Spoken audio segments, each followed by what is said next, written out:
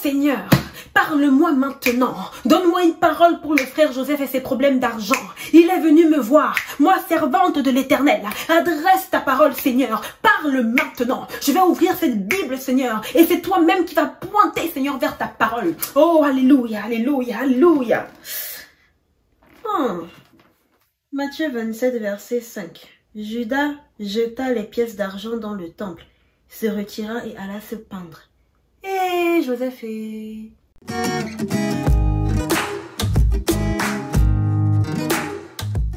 Allô la famille, bienvenue sur ma chaîne. Yo, c'est ta sister Samantha. Si tu ne t'es pas encore abonné, clique sur le petit bouton rouge. Ici, tu sais qu'on discute de la vie, du cœur, de la foi, avec un peu d'humour. Donc, pardon. En même temps, là, s'il y a un Joseph qui a regardé mon intro, c'était une blague, hein. Vraiment, il faut pas aller dire que non, il n'y a pas de hasard dans Dieu. Vraiment, j'avais un message, j'étais passé. Ah, non, moi j'ai fait le sketch, hein, c'était la comédie. Toi, tu dis quoi? Aujourd'hui, je voulais qu'on revisite ensemble les différentes façons dont Dieu m'a déjà parlé. Peut-être que tu vas t'y retrouver, peut-être que tu seras un peu perdu, peut-être que ça va t'encourager à tendre l'oreille et t'attendre à des choses différentes de la part de Dieu. La première façon dont Dieu nous parle, c'est à travers sa parole. Et d'ailleurs, sa parole ensuite doit être la ligne directrice. Vraiment ce à quoi on compare tous les autres types de paroles qu'on va recevoir, que ce soit une prophétie, que ce soit un message du pasteur, que ce soit une Samantha sur YouTube. Tout ce que vous entendez en dehors de la parole qui n'est pas écrite dans votre Bible, vous devez le comparer à la parole de Dieu pour être sûr que cette parole-là est valable et vient vraiment de Dieu. La Bible dit que tout ce qui est dans la Bible a été inspiré de Dieu. Et elle dit dans Josué 1 que nous devons garder ses commandements, nous devons garder ses lois parce que c'est ainsi qu'on va prospérer. Dieu nous a donné la Bible. C'est notre chemin, notre guide, notre carte sur cette terre. C'est la référence de comment on doit vivre notre foi. Je me souviens le moment où j'ai pris la décision de totalement quitter le monde parce que je donnais ma vie à Dieu en 2013. Mais vers 2015, j'étais encore un peu entre les deux. Je pensais, j'imaginais, j'attendais, je regardais et j'ai lu Apocalypse et c'est venu me frapper. Quand dans Apocalypse 3, la Bible déclare soit tu es chaud, soit tu es froid. Tu dois choisir où est-ce que tu te tiens parce que le tiède là, je ne veux même pas en entendre parler. Donc j'ai été convaincue de pécher par cette parole-là et j'ai pris donc la décision de totalement brûler pour Dieu que de continuer d'avoir un pied dedans, un pied dehors. Les deux autres façons dont Dieu parle sont les visions et les songes. La Bible dit dans Actes, et d'ailleurs c'est une répétition de ce qui est déjà déclaré par le prophète Joël, que le Saint-Esprit va se répandre, que les jeunes gens auront des visions et les gens âgés auront des songes. Je ne suis pas vraiment une personne de vision et de songes. D'ailleurs, je trouve que le songe est quelque chose de très délicat parce que je pense que quand tu vas te coucher là, là des fois je fais souvent des rêves. C'est-à-dire que si c'est Dieu qui me parlait, ce serait vraiment très dérangeant. Il y a ces rêves que tu fais où des fois tu tombes mais tu n'arrête pas de tomber. Des fois même je suis une bûchette d'allumettes et on me mêle dans le coton, je m'étouffe. Bref, les rêves là, moi je trouve que les rêves sont trop aléatoires, donc je n'aime pas beaucoup les songes, mais j'ai eu des rares songes quand même où je savais que ça venait de Dieu. Par exemple, j'avais une connaissance, je pense qu'aujourd'hui je peux l'appeler amie, à l'époque qui était fiancée, et j'avais fait un rêve d'elle qui était à l'église en train de pleurer, et quand je suis venue la voir pour lui demander qu'est-ce qui se passait, elle m'a dit que ses fiançailles était terminée. Donc quand je me suis réveillée le matin, j'étais trop juste touchée par ça. J'étais comme non, ça peut pas être un rêve aléatoire comme ça. Donc je l'ai appelée et effectivement c'était réel. Et je pense que Dieu a créé une connexion à ce moment-là pour une saison particulière. Les visions aussi, j'en ai pas beaucoup. J'en ai plus que des songes quand même. Je me souviens de ma première vision. C'était je pense en 2015. J'étais couchée chez moi. Je vivais ma vie difficile. Il faut que je vous raconte cette période parce que chaque fois je parle de cette période mais vous n'avez pas de détails. Mais bref, j'étais couchée chez moi, déprimée, j'étais comme Seigneur, où es-tu? Et j'étais éveillée. Donc la différence entre la vision d'abord et le songe, c'est que le songe, tu es endormi, la vision, tu es éveillée. Et j'ai regardé par la fenêtre et c'était pas le paysage de ma fenêtre habituelle, ok? C'était un paysage différent.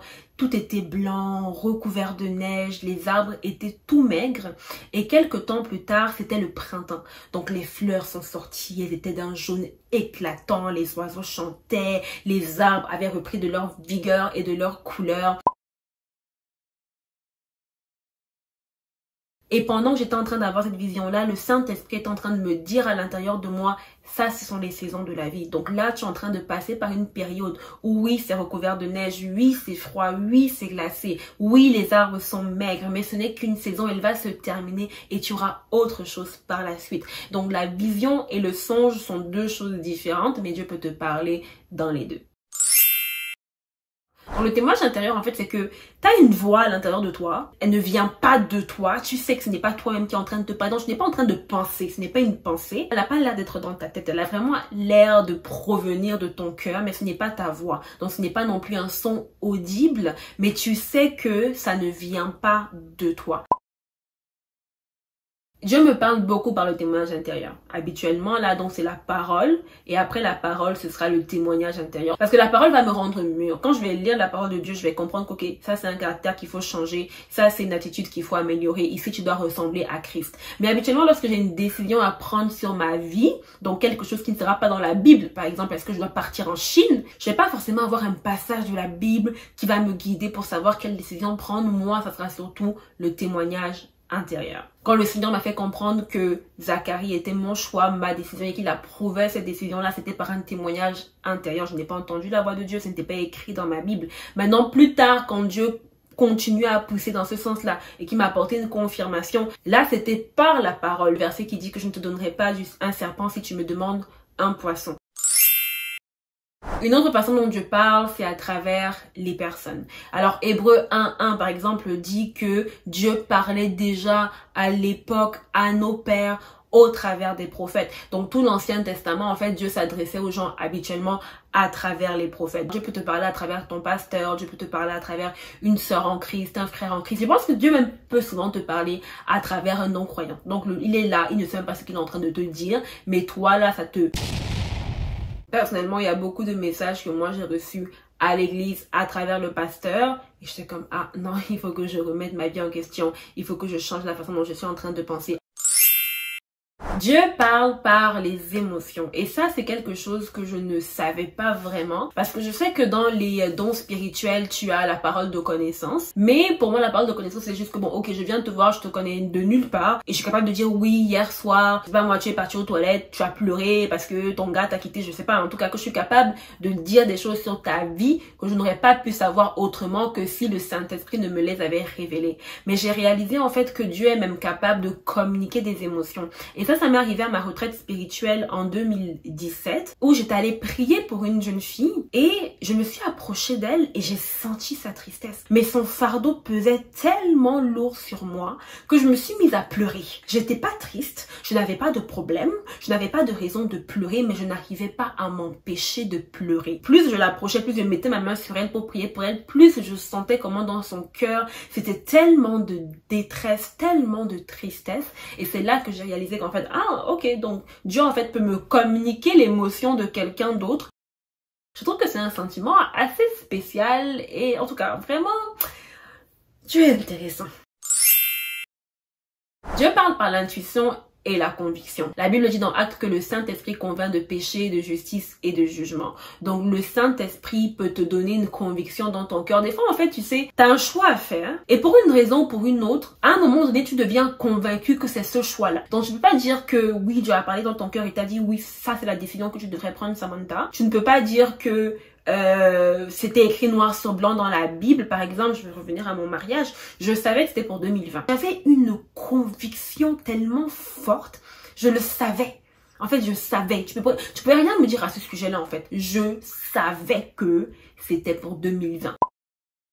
Dieu, des fois, peut te parler avec une conviction, d'autres, c'est une intuition. Donc, tu es là comme ça et tu sens juste que voilà ce que tu devrais faire. C'est sûr que là encore, je répète, toutes ces façons-là doivent être mises à l'épreuve par ta Bible. Parce que Dieu ne te demandera jamais de faire quelque chose qui est contraire à ta Bible. Même si un ange descend, même si c'est le buisson ardent. Si la chose qui t'est dite ou qui t'est demandée est contraire à ce que la parole de Dieu dit, ce n'est pas Dieu qui est en train de te parler. Je m'abandonne. Maintenant, Dieu parle tantôt d'une manière, tantôt d'une autre. Dieu peut parler par n'importe quoi. Dieu m'a parlé par des films. J'ai regardé un film chrétien, par exemple, c'est Facing the Giants. Et ça m'a touchée parce que il y a un coach, c'est un coach de football américain qui encourage donc un des membres de son équipe, je pense le capitaine, à dépasser ses limites. Et il lui dit, tant que tu n'es pas arrivé au bout de ce que tu peux faire, tu ne t'arrêtes pas. Et ça, c'est vraiment venu me chercher. C'est quelque chose que j'ai commencé à appliquer dans ma vie. Il peut te parler par un film, il peut te parler par un livre, il peut te parler par absolument n'importe quoi. Là, j'ai juste partagé ce que moi, j'ai personnellement expérimenté. Ce que je conseillerais par contre, c'est d'éviter le hasard. Arriver au feu rouge et se dire, oh non, si le feu passe au vert, ça veut dire que Dieu veut que je prenne X décision. Si ça passe au rouge, non, tu es en train de remettre ta vie entre les mains de la chance et non pas entre les mains de Dieu. L'autre chose, c'est que certains diront que je te parle si tu as la paix. Mais je trouve que c'est quand même un peu risqué. Parce que juste avoir la paix ne suffit pas. Il y a des gens qui sont en paix avec leurs péchés. Il y a des gens qui sont en paix dans la désobéissance. Donc, tu ne peux pas juste te dire que parce que tu as la paix pour X ou Y décision, ça veut absolument dire que Dieu est d'accord avec ce que tu es en train de faire. Si tu n'es pas sûr, demande à Dieu encore et encore et encore. Moi, je sais qu'il y a des sujets là où j'ai demandé à Dieu. Je suis revenue, j'ai redemandé. Je suis revenue, j'ai redemandé parce que je voulais être sûre d'où j'étais en train d'aller. Gédéon là, il a fait ça. Quand Dieu lui a dit, lève-toi, vaillant guerrier là, il a dit non, attends, je veux qu'il pleuve seulement sur la partie ci. Dieu a fait. Après, il a dit, ok, je veux qu'il pleuve partout, sauf sur la partie ci. Dieu a fait. Donc, je pense qu'en fait, Dieu, en théorie, ne va pas se lasser quand même de te redire la même chose aussi dans le but de te rassurer parce qu'il sait que ton cœur est vraiment un peu secoué. Je pense également qu'il y a beaucoup de personnes aussi qui avancent et qui se disent que tant que je ne me frappe pas, ça veut dire que Dieu est en accord avec les décisions que je suis en train de prendre. Vraiment, la paix là, entre guillemets, le silence de Dieu peut aussi vouloir dire que il n'est pas d'accord avec ce que tu es en train de faire. Donc, quelle que soit la façon dont tu penses que Dieu t'a parlé, le plus important est de le comparer à ta Bible pour être sûr que c'est vraiment lui parce qu'il ne change pas. Il est le même hier, aujourd'hui et éternellement. On arrive à la fin de la vidéo. Merci de m'avoir suivi jusqu'au bout. Tu sais déjà ce que j'attends de toi. Donc, clique sur abonner. Clique sur la cloche de notification pour savoir quand est-ce que je vais sortir ma prochaine vidéo. Suis-moi sur Instagram @SamanthaTom. Donc, je t'encourage à continuer à chercher à entendre Dieu. Il veut se faire entendre. Il a dit qu'il est le rémunérateur de ceux qui le cherchent. Mais rappelle-toi que le plus important, c'est que tu ne peux pas entendre Dieu si tu passes ton temps à parler. Pour une conversation, va falloir que tu te taises et que tu prennes le temps d'écouter. Alors enferme-toi dans ta chambre, prie et en attendant que Dieu te parle, veille sur ton cœur.